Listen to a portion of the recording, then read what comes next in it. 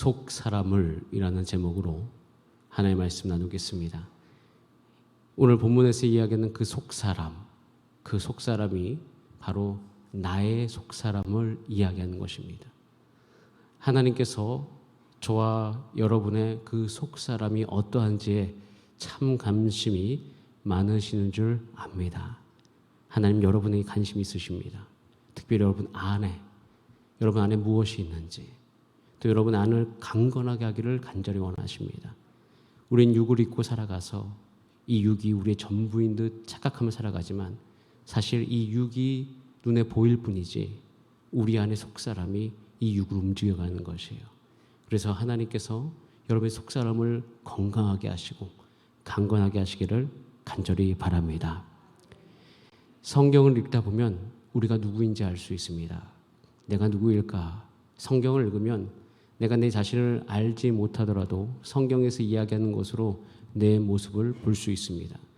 성경에서 우리 가운데 너는 누구다 라고 이야기하는 게 참 많이 있는데 그 중에 한 가지가 동물의 비유를 들어서 양이다 라고 이야기하는 경우가 많이 있습니다. 그래서 우리를 양이라고 표현해요. 양이 되기 싫어도 성경에서 우리를 양이다 라고 이야기합니다. 왜 양이라 라고 이야기하는가 생각을 곰곰이 해보면 무슨 양이 가지고 있는 속성 중에 우리와 닮은 게 너무나 많기 때문이에요. 우리는 인정하지 않지만 우리 안에 두려움이 있습니다. 양이라는 동물은 겁이 참 많습니다.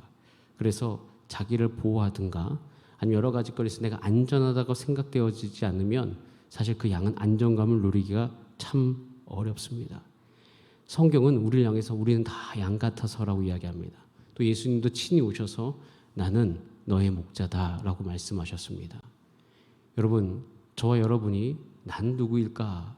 자, 따라하겠습니다. 나는 목자가 필요한 양이다. 시편 23편 4절에서 그래서 그 양이 걸어가는 인생에 대해서 이렇게 표현하고 있습니다. 우리가 걸어가는 인생이죠. 함께 같이 읽어보겠습니다. 시작.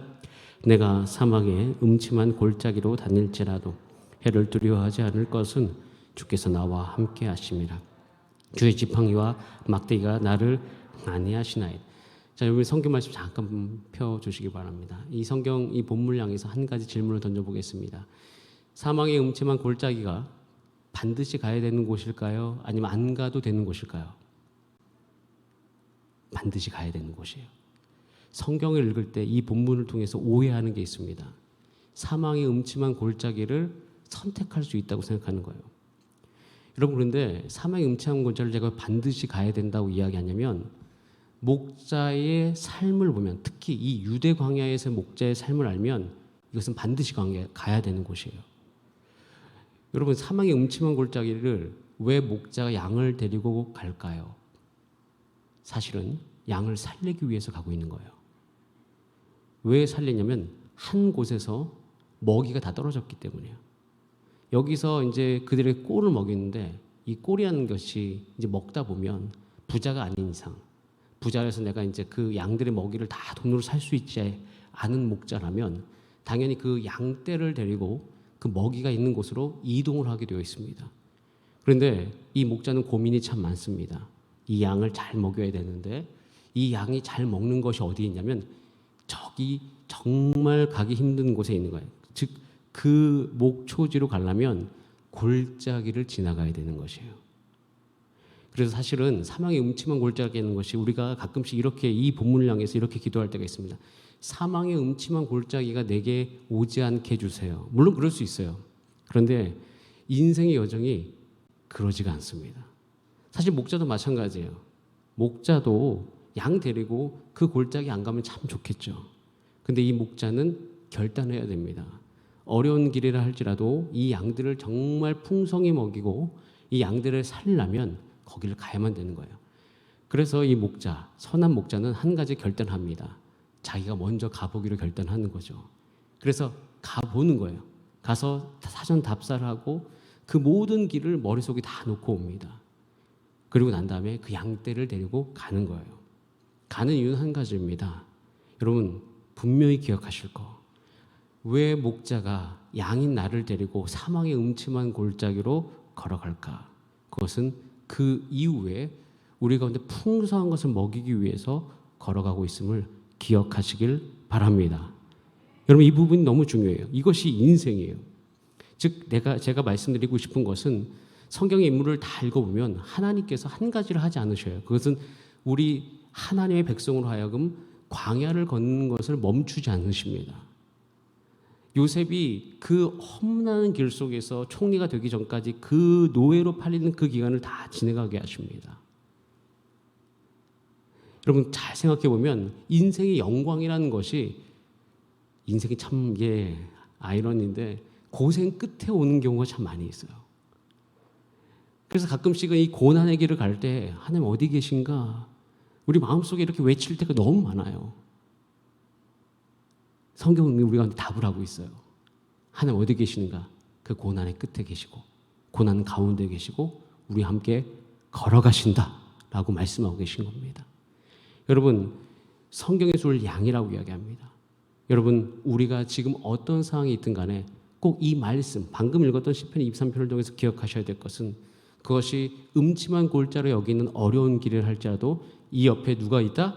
먼저 그 길을 가보고 그 길을 아시고 모든 위험에 대해서 이미 다 계획하시고 대비하신 우리 주 예수 그리스도께서 함께 가고 계심을 기억하시길 바랍니다.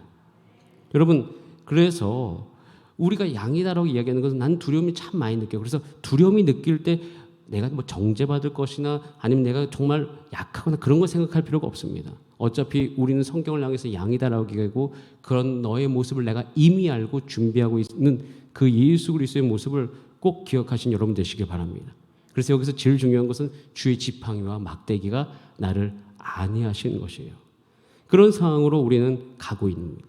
양은 이 두려움의 문제를 평생 가지고 살아가는 거예요. 또 한 가지 문제가 있어요. 양 보시면 여러분, 저는 처음에 양을 봤을 때 아직도 잊을 수 없는 충격은 양은 더럽다는 거였어요. 양이 너무 더러워요. 제가 어렸을 때 봤던 양의 그림은 깨끗한 양이었어요. 그래서 항상 그 양을 보면은 그 흰털이 있어서 그 흰털을 보면 참 귀여울 것 같은 느낌이 드는데, 양을 처음 봤을 때 두 가지, 너무 더럽다.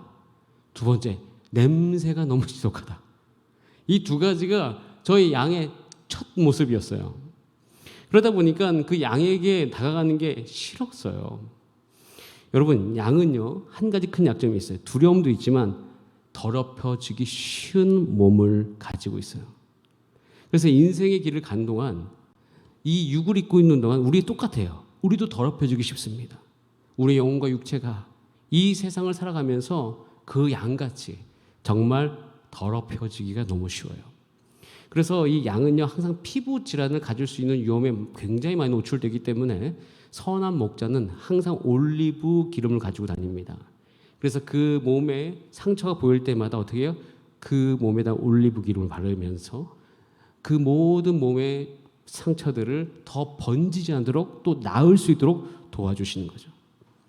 여러분, 우리는 양이기 때문에 우리가 살아가는 내내 여러분 안에, 여러분 속사람 안에 두려움의 문제가 있고, 또 모든 죄가 여러분 안에 와서 여러분이 더럽혀질 수 있는 그런 상태로 살아갈 수 있는 우리들의 모습이다라는 것이에요. 근데 이것을 향하여서 성경은 이야기합니다. 한 가지, 이와 대비되는 모습이 한 가지가 있죠. 우리가 양이라면 그럼 또 누가 있을까요? 목자가 있겠죠. 목자. 나는 양이야. 목자가 있는데 그 목자는 그럼 어떤 모습을 갖고 있는가? 오늘 읽었던 에베소서 3장 16절에 이렇게 되어 있어요. 한번 따라해서, 그의 영광의 풍성함. 그러니까 목자의 모습을 이야기하는 것이면 영광의 풍성함. 이 단어를 사도 바울이 정말 좋아합니다. 이 사도 바울이 이 단어를 정말 많이 사용해요. 그래서 바울은요, 사도 바울은 하나님을 경험할 때마다 자기 평생의 가장 큰 소망, 가장 그 모든 삶 속에서 바라던 것, 그것은 그의 영광의 풍성함, 그 부요함을 누리는 것이었어요. 그런데 이것에 대해서 이야기할 때 이것에 대해서 자기 스스로도 경험하게 되기를 원하며, 그리고 성경을 통해서 이 성경을 읽었던 그 모든 교회도 그것을 경험하기를 원하며, 그리고 이 성경이 읽혀지는 저와 여러분 삶 가운데도 그것을 완전히 경험하게 되기를 원하는데, 그것이 뭐냐면 하나님의 영광의 풍성함인 것이에요. 이게 뭔가, 하나님의 영광의 풍성함이 뭔가, 이런 생각을 이 성경 읽을 때 저는 참 많이 했는데, 이 풍성함에 대해서 사도 바울은 여러 곳에서 그의 개념들을 쏟아내기 시작합니다. 자, 우리 로마서 9장 22절, 23절 말씀 같이 한번 읽어보겠습니다. 시작. 만일 하나님이 그의 진노를 보이시고 그의 능력을 알게 하고자 하사 멸하기로 준비된 진노의 그릇을 오래 참으심으로 관용하시고 또한 영광받기로 예비하신 바 긍휼의 그릇에 대하여 그 영광의 풍성함을 알게 하고자 하셨을지라도 무슨 말을 하리오라고 되어 있습니다.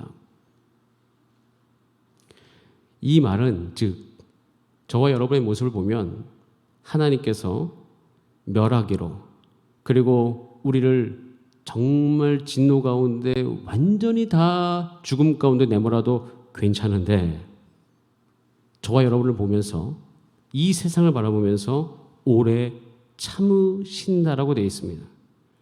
그런데 충격은 뭐냐면 참으시기만 한 게 아니에요. 그게 뭐냐면 저와 여러분을 통해서 하나님께서 작정하신 것이 하나 있어요. 그것은 저와 여러분의 삶을 통하여서 하나님의 영광을 드러내시기로 작정하셨다는 거예요. 여러분, 하나님의 영광의 풍성함이 무엇인가? 그것은 뭐냐면 가장 연약한 곳에 나타나시는 하나님의 모습 그 자체를 의미하는 것입니다. 다시 한번 이야기할게요. 여러분, 저와 여러분의 삶 가운데 하나님께서 가지고 계시는 목적이 있습니다. 꼭 기억하셔야 될 거. 여러분 스스로 어떻게 생각하십니까? 상관없습니다. 하나님께서 여러분의 삶을 향하여서 한 가지 마음먹으신 게 있습니다. 그것은 여러분의 삶을 통하여서 하나님의 영광을 드러내시기로 작정하셨습니다. 그래서 하나님의 영광의 풍성함의 문은 무엇이냐? 나타나는 그 모든 그 통로가 무엇이냐? 그건 여러분 자신이라는 것이에요. 그래서 하나님의 영광의 풍성함에 대해서 이야기할 때 한 가지 개념, 그것은 반드시 따라해서 하나님의 영광의 풍성함은 나를 통해 나타난다. 이게 첫 번째 개념이에요. 하나님의 영광의 풍성함은 저기 멀리 보이지 않는 곳에, 그냥 어떻게 보면 그냥 막연한 곳에 있는 게 아니에요. 하나님의 영광의 풍성함은 이 땅 안에 드러날 때 반드시 사람을 통해 드러납니다. 반드시 나를 통해 드러나는 거예요. 그래서 성경에서 이야기하는 하나님의 영광의 풍성함을 이야기할 때 저도 예전에 읽을 때 굉장히 먼 거, 저기 있는 거, 교회에만 있는 거, 아니면 내가 죽어서 갈 천국에 있는 거, 이렇게 생각했는데 그게 아닙니다. 그게 아니라 하나님의 영광의 풍성함이 나타나는 모든 통로는 지금 여러분의 상황인 거예요. 여러분이 갖고 있는 그 모든 어려움인 것이에요. 여러분이 갖고 있는 그 모든 연약함, 여러분이 갖고 있었던 그 모든 인내 없음, 이 모든 우리의 모습 안에 하나님의 영광이 드러난다는 것입니다. 그래서 하나님의 영광이 드러난 여러분 이것에 대해서 사도 바울의 생각을 깊이 생각하기 시작하면 우리는 모든 연약한 우리의 삶 가운데 외칠 수 있어요. 이곳에서 하나님의 영광이 나타날지어다. 우리의 삶 가운데 모든 연약한 곳, 모든 부족한 곳, 이곳은 정말 어려운 곳, 그곳이 바로 하나님의 영광이 드러난다는 것이에요. 그래서 사도 바울은 항상 어려운 곳에 거할 때마다 굉장히 얘기했던 것은 그 하나님의 영광의 풍성함이에요. 부요함이에요. 이 모든 것을 가득 채우고도 남을 만한 것이 바로 그 하나님의 영광이다라는 것입니다. 그러면서 골로새서 1장 27절에 이렇게 또한 이야기하고 있어요. 같이 한번 읽어보겠습니다. 골로새서 1장 27절 시작. 하나님이 그들로 하여금 이 비밀의 영광이 이방 가운데 얼마나 풍성한지 알게 하려 하심이라. 이 비밀은 너희 안에 계신 그리스도시니 곧 영광의 소망이니라. 영광의 풍성함에 대해서 또 다른 한 가지가 나옵니다. 그것은 예수 그리스도 그 자체예요. 그런데 예수 그리스도만 이야기하는 게 아니라 여기 중요한 거, 아주 중요한 거 한 가지가 붙습니다. 너희 속에 계신, 너희 속에 거하시는, 너희 안에 거하는 예수 그리스도예요. 여러분 이것은요, 우리 가운데 하나님의 영광의 풍성함은 어디 있지? 내 안에 계신 예수 그리스도예요. 자, 그러면 우리 여기서 한 가지 꼭 기억하셔야 될 것이 있어요. 나에게 예수님이 없으면 큰일 나는 겁니다. 내가 아무리 많은 것을 갖고 있고 아무리 모든 것을 잘하고 있는다 할지라도 예수님이 없으면 큰일 나는 거예요. 여러분, 이것이 제자의 삶에 너무 중요한 요소였습니다. 예수님의 제자들은요, 예수님만 있으면 됩니다. 예수님이 떠나시는 게 그들에게 가장 큰 문제이지, 예수님이 함께 있으면서 돈이 없는 거 문제가 안 돼요. 예수님이 함께 계시면서 풍랑이 일어나는 거 문제가 안 돼요. 예수님이 함께 계시면서 그들이 배고픈 거 문제가 안 돼. 왜냐하면 병든 거 하나도 문제가 안 됩니다. 예수님께서 그 모든 것을 해결해 주셨기 때문이에요. 그래서 그들에게 가장 큰 문제는 예수님이 떠나는 거예요.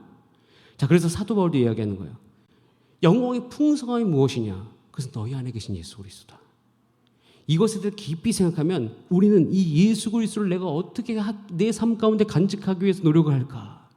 어떻게 예수 그리스도께서 내 안에 계시게 할까? 우리의 모든 생각은 여기 있는 거예요. 내가 어떻게 영광의 풍성함을 경험하지? 이거 전에 내 안에 계신 예수 그리스도가 정말 있는가? 이거 생각해 볼 수 있는 거예요. 그래서 사도 바울은 이걸 얘기하는, 항상 그래서 이 예수 그리스도를 내 몸에 지니기 위해서 이 보배를 이 질그릇 가운데 지녔다고 이야기하지 않습니까? 여러분 안에 예수님께서 지금도 살아계신 걸 믿습니다. 그것이 영광의 풍성함이에요. 거기에서부터 모든 것이 드러나는 겁니다. 자, 에베소서 1장 18절부터 19절 같이 한번 읽어보겠습니다. 시작. 너의 마음에 눈을 밝히사 그래 부르심의 소망이 무엇이며 성도 안에서 그 기업의 영광의 풍성함이 무엇이며 그의 힘의 위력으로 역사하심을 따라 믿는 우리에게 베푸신 능력의 지극히 크심이 어떠한 것을 너희로 알게 하시기를 구하노라 하라고 되어 있어요. 그것은 성도 안에서 그 기업, 이 기업에 대해서 제가 여러분들하고 나눈 적이 있습니다. 1장. 그것은 여러분의 삶 자체예요. 자, 한번 볼게요. 아까 로마서에서 얘기한 것은 그 영광은 나를 통해서 일어납니다. 그 영광의 풍성함은 내 안에 계신 예수 그리스도입니다. 근데 그 영광의 풍성함은 곧 나의 삶이에요. 여러분, 하나님의 영광의 풍성함은 우리 가운데 임해서 이제 구체화되기 시작합니다. 아주 구체화되기 시작해요. 근데 어디까지 구체화되는가? 자, 빌립보서 4장 19절. 자, 여기 같이 한번 읽어보겠습니다. 하나님의 영광의 풍성함은 사도 바울의 개념은 여기까지 연결되는 거예요. 자, 빌립보서 4장 19절. 제가 안 드렸나 보는데 같이 한번 제가 읽어드리겠습니다. 나의 하나님, 안 드린 것 같아요. 나의 하나님이 그리스도 예수 안에서 영광 가운데 그 풍성한 대로 너희 모든 쓸 것을 채우시리라. 그래서 그 영광의 풍성함은 우리 안에 계신 눈에 보이지 않는 것인데 그 영광의 풍성함은 반드시 우리 삶 가운데 어떤 걸로 나타납니까? 눈에 보이는 것까지 이르게 된다고 이야기합니다. 그래서 그 영광 가운데 어떤 것 가운데 이 영광, 아까 이야기하는 예수 그리스도, 우리의 삶을 통해 드러나시는 그 풍성함이 우리의 모든 쓸 것까지 나타나게 되는 것, 이것이 저와 여러분 가운데 예수 그리스도 안에서 임한 하나님의 영광인 것을 믿습니다. 여러분, 그래서 우리는요 이 생각을 가지고 기도하셔야 됩니다. 내 삶 가운데 내가 이게 필요해. 그러면 당연히 내가 잘했나 못했나 이걸 생각하는 게 아니에요. 하나님의 의도를 생각하는 거죠. 하나님 반드시 이걸 통해서 나의 이 성격을 통하여서 이 내가 바뀔 수 없는 이 연약함을 통하여서 하나님께서 하나님의 영광을 드러내실 것이다. 그리고 그 영광은 내 안에 계신 예수 그리스도다. 그리고 이것에 대해서 내가 하나님 앞에 모든 것을 내어놓고 나아갈 때 하나님께서 나의 모든 전 인격을 예수 그리스도를 닮는 모습으로 바뀌게 해 주실 것이다.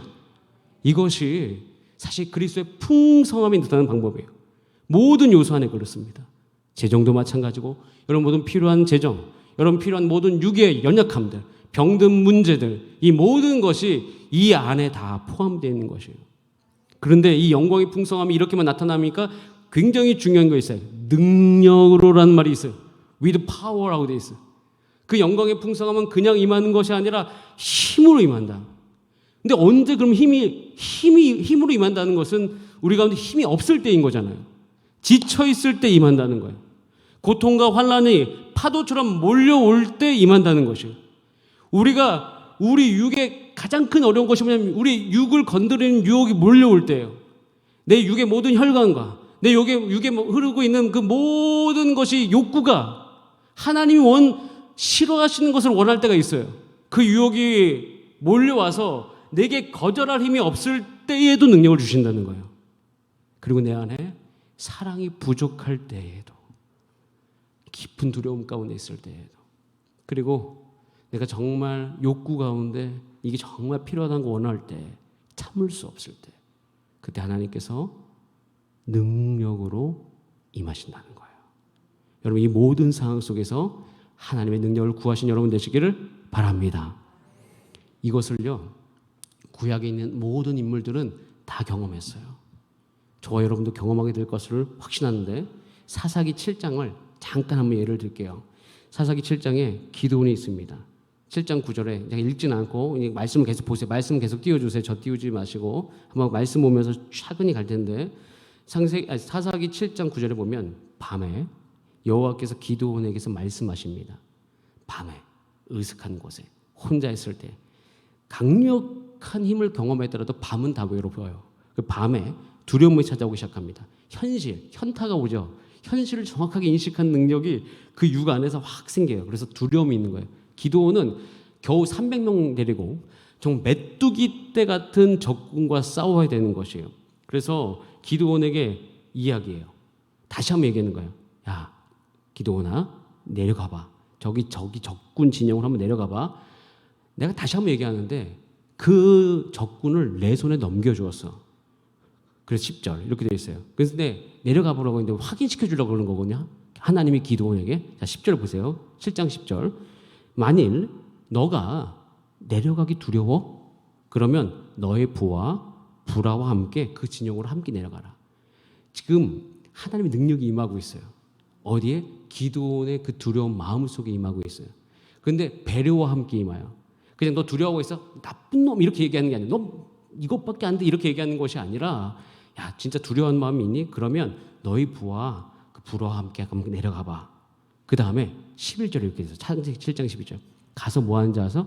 그들이 하는 말을 들어봐. 무슨 말을 하는지. 이게 굉장히 세밀한 하나님의 인도하심이에요. 하나님의 능력이 임할. 들으라. 그런데 그렇게 들으면 어떻게 되냐면 그 후에 너의 손이 강해질 거다라고 하나님께서 말씀하십니다. 그래서 이 말을 믿고 기드온이 불화와 함께 그 상대방 진영으로 근처로 내려갔다고 되어 있어요. 근데 12절에 이렇게 되어 있습니다. 미디안과 이제 아말렉과 동방의 모든 사람들이 메뚜기 떼와 그러니까 진영에 적군이 이렇게 많이 몰려 있을 그때 다 그렇게 지금 기드온과 싸우려고 올라오겠죠. 자, 13절. 이 기적과도 같은 일이에요. 이거 하나님이 이렇게 구체적으로 능력을 임하게 해 주십니다. 기드온이 그곳에 이르렀어요. 근데 어떤 사람? 여러분, 이 어떤 사람의 단어가 너무 중요해요. 하나님은 하나님의 능력을 드러내시기 위해서 모든 것을 이용하십니다. 누굴 위해? 여러분을 위해. 어떤 사람을 쓰세요. 그래서 어떤 사람에게 그 어떤 사람이 누군지 모르는데 꿈을 꿨는데 그 꿈을 그 친구에게 이야기해 주는 거예요. 어떤 내용이냐면 이렇게 돼 있어요. 내가 한 꿈을 꾸었는데 보리떡 한 덩어리, 아주 작은 거죠. 미디안의 진영, 자기의 진영입니다. 굴러 들어와서 한 장막에 이르러서 그것을 쳐서 위쪽으로 덮었더니 그 장막이 쓰러졌다고 되어 있어요. 이 꿈 얘기를 서로 지금 미디안 사람들끼리 하고 있는 거예요. 그런데 그걸 듣던 친구의 꿈 해몽이 정말 기가 막혀요. 이렇게 해몽하고 있습니다. 야, 이것은 다른 게 아니야. 이스라엘의 사람 요아스의 아들 기드온의 칼이야. 하나님이 미디안과 그 모든 진영을 그의 손에 넘겨주었어. 이거 누가 하는 말이에요? 적군이 하는 말이에요. 여러분, 하나님의 힘의 공급하심이 굉장히 구체적인 걸 볼 수 있습니다. 저는 이 역사가 여러분들 가운데도 동일하게 일어나게 될 것을 신뢰합니다. 그래서 그것이 임하자 기드온은 15절에 이렇게 돼 있어요. 기드온이 그 꿈과 해몽하는 말을 듣고 경배하여 이스라엘 진영으로 돌아와서 이렇게 해서 일어나라. 여호와께서 미디안과 그 모든 진영을 너의 손에 넘겨주었다라고 담대하게 외치기 시작합니다. 하나님의 능력이 임한 거예요. 가기 전에는 두려웠는데, 가기 전에는 어떻게 될지 정말 자기 손에, 아까 기드온의 칼이라고 했는데 사실 기드온의 300용사는 칼 들고 나가지도 않습니다. 말도 안 돼요. 횃불 가고 항아리 들고 나가요. 하나님께서 근데 그 전략을 사용할 수 있는 담대함을 주셨다는 거예요. 누구에게? 기드온에게. 여러분, 저와 여러분 가운데 이런 하나님의 능력이 임하게 될 것입니다. 여러분 가정에서 여러분의 삶 안에 그 능력이 임하게 될 것입니다. 여러분이 사역하는 그곳에서 그 하나님의 영광의 풍성한 가운데 하나님의 능력이 임하게 될 것입니다. 자, 근데 어떻게 임하는가? 오늘 이것도 본 말씀에 세 가지 단계가 나와요. 첫 번째는 성령으로 말미암아요. 성령으로 말미암아. 이 능력의 풍성함이 우리 가운데 임하게 되는 파이프가 아닌데 그게 성령인 것이에요. 그래서 그의 성령을 통하여서, 그의 성령을 관통하여서라고 되어 있습니다.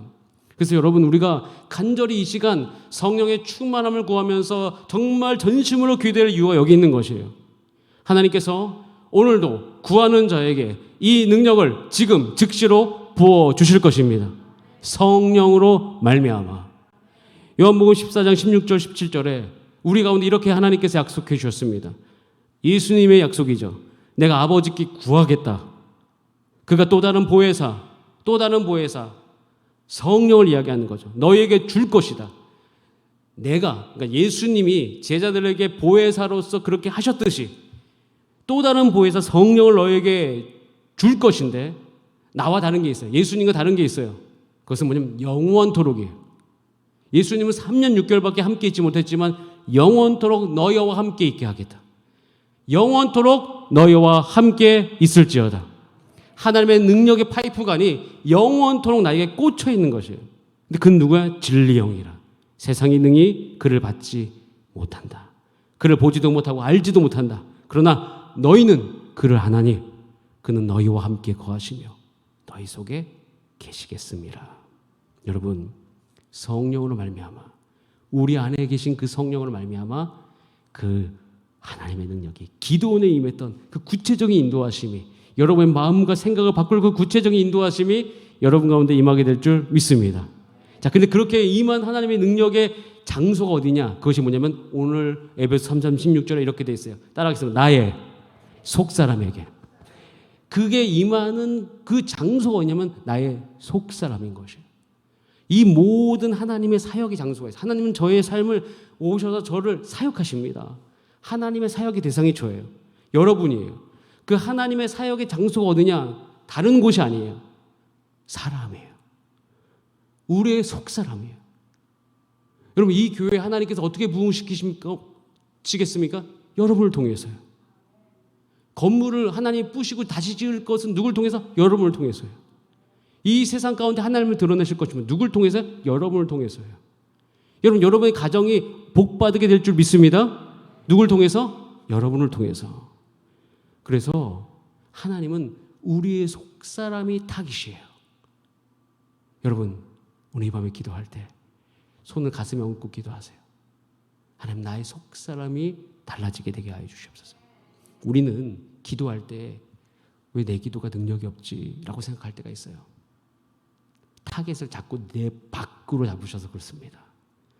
우리의 보편적인 기도, 나쁘다는 게 아니에요. 보편적인 기도들 중에서 우리가 한 가지 바꿔야 될 것이 있습니다. 그것은 기도의 영역을 항상 내 상황에 둘 때가 참 많이 있습니다. 항상 기도에 하나님의 능력이 임하는 곳이 내 밖이에요.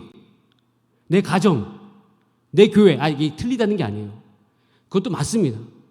그리고 이 나라, 항상 하나님의 영광의 풍성함이 드러날 곳이 대부분 밖에다 두는 경우가 참 많이 있어요. 그런데 성경을 잘 읽어보면, 제가 오늘 이 본문을 읽고 또 읽다 보니까 이 본문이 하나님의 영광의 풍성함이 드러나는 그 정확한 타겟이 있어요. 하나님이 미사일을 쏘고 그 능력을 쏟아 부으시는 타겟인데 그게 여러분의 속사람이라는 것이에요. 우리 아니라는 거예요. 근데 우리는 가끔씩 내가 내 속사람에 관심이 없을 때가 참 많이 있습니다. 내 밖에만 하나님이 잘 바꿔주셨으면 좋겠어. 나는 안 바꿔도 돼. 그런데 하나님은요, 정말 관심 있는 게 저예요. 정말 관심 있는 게 여러분이십니다. 여러분의 가정을 복주길 원하십니다. 여러분을 통해서. 여러분의 능력을 부으셔야죠. 여러분을 바꾸셔야 되겠죠. 여러분을 연단하셔야 되겠죠.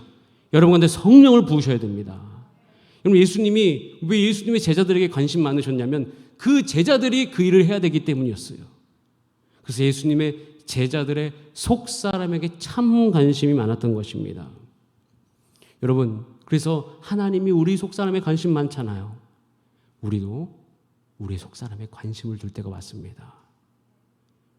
여러분, 그 하나님의 영광의 풍성함이 드러날 곳이 바로 여러분의 속사람이에요. 자, 그렇게 되면 어떻게 됩니까? 다시 오늘 본문 말씀을 한번 다 같이 읽어보겠습니다. 에베소 3장 16절 시작. 그의 영광의 풍성함을 따라 그의 성령으로 말미암아 너희 속사람을 능력으로 강건하게 하시오며. 나의 속사람이 강건하게 될지어다. 한번 우리 같이 따라해볼까요? 나의 속사람이 강건하게 될지어다. 우리 속사람이 강건하게 된다. 그런데 사도 바울이 영어 성경을 잘 읽어보면 사도 바울의 말을, 헬라어 그 말을 영어로 번역할 때 정말 많이 쓰는 조동사가 한 가지가 있어요. 그게 뭐냐면 may라는 거예요. may. 그러니까 may라는 것은 뭐뭐일지도 모른다. 뭐뭐인지 모른다. 어떻게 보면 우리는 어렸을 때 추측이라고 배웠었어요. 저는 옛날에 영어 성경을 읽는데 참 그게 궁금했어요. 왜 궁금했냐면 사도 바울이 이렇게 확실히 없나라는 생각을 들었기 때문이에요. 그냥 강하게 한다면 must를 썼으면 좋겠다는 생각을 했어요. 너는 반드시 강하게 될지어다. 그런데 may라는 동사를 참 많이 써요. 그래서 제가 한 번은 그 may만 동그라미 치면서 성경을 읽은 적이 있어요. 그런데 그걸 동그라미 치면서 읽다가 깜짝 놀란 게 한 가지가 있어요. 이 may라고 쓴 모든 동사 안에는 다 하나님의 영역이라는 것을 알게 됐어요. 그럼 사도 바울이 영어 성경을 읽으면서 may라고 쓴 것을 동그라미 쳐보세요.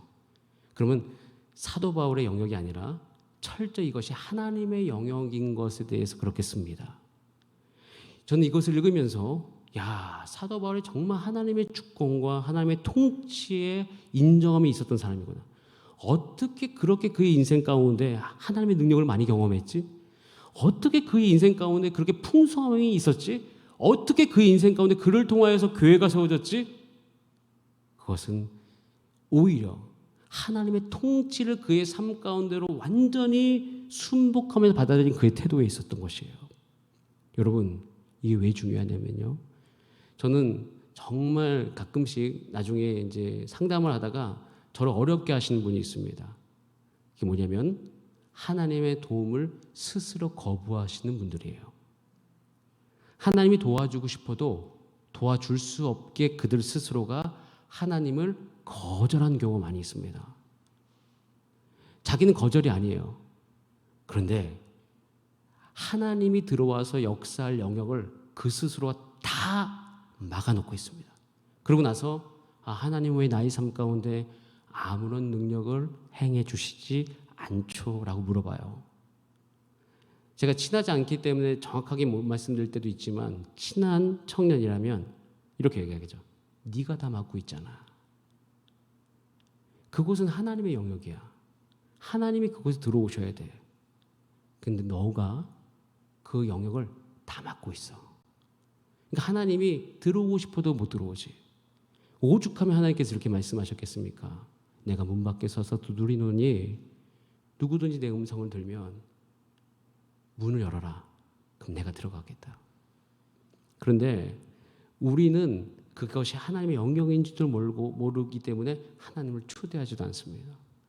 그래서 여러분, 이 사도 바울이 썼던 그 메이라는 동사를 다 찾아보면 사도 바울이 하나님을 언제 어떻게 초대했는지가 보여요. 그의 삶 가운데 하나님 오세요. 하나님 오세요. 이건 흡사 뭐하고 똑같냐면 예수님이 공생애를 했을 때 정말 예수님 만나고 싶고 그 예수님을 집으로 초대하고 싶어가지고 찾아가가지고 예수님 우리 집에 오세요라고 이야기한 그 모습하고 너무 똑같은 거예요.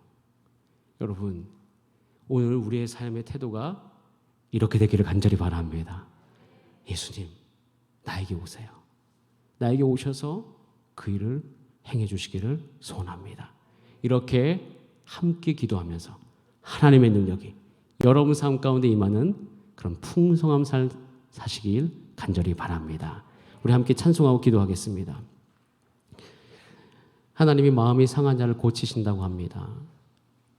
저는 옛날에 하나님이 상한 사람을 좋아하나 이렇게 생각했는데 우리가 양이기 때문이라는 것을 알게 됐습니다. 그래서 시편에 보면 이렇게 되어 있어요. 그분이 나의 영혼을 소생시키신다라고 되어 있습니다. 근데 내 영혼을 소생시키는 것과 연결된 게 뭐냐면 의의 길을 가는 거예요. 여러분 생각해 보세요. 여러분 마음 상해 있으면 사역하기 싫습니다. 여러분 마음 상해 있으면 밥하기도 싫습니다. 여러분 마음 상해 있으면 아무것도 하고 싶지 않습니다. 그걸 향해서 예수님께서 다가오십니다. 내가 네 마음을 소생시킬 거다. 그 속사람을 강건하게 할 거다. 우리 같이 이 주의 음성을 들으시면서 함께 찬송하겠습니다.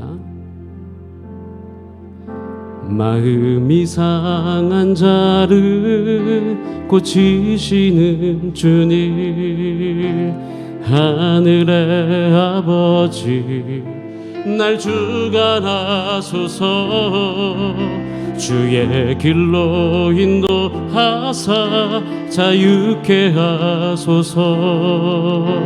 새 일을 행하사 분케 하소서.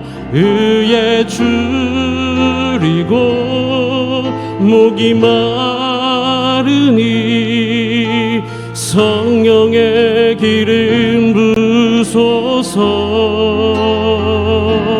의에 줄이고 목이 마르니 내 잔을 채워주소서. 성령으로 채우소서. 성령으로 채우사 주보게 하소서. 주의 임재 속에 은혜 알게 하소서. 주 뜻대로 살아가리 세상 끝날까지. 나를 빚으시고 새날 열어주소서.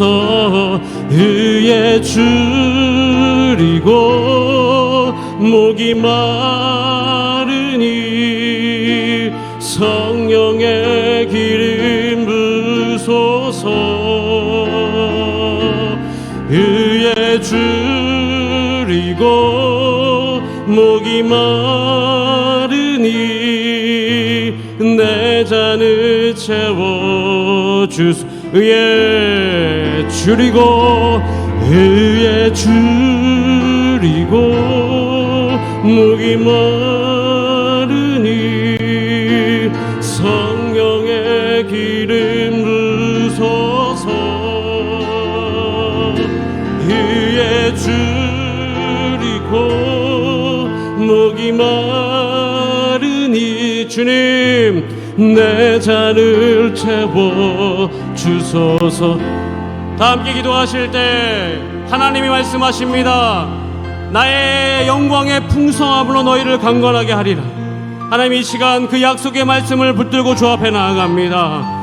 하나님 오늘도 나의 속사람을 강건하게 하여 주시옵소서. 나를 일으켜 세워주시고 모든 상함에서부터 나를 회복시켜 주시옵소서. 우리 다 함께 주여 한번 부르신 다음에 합심으로 기도하시겠습니다. 주여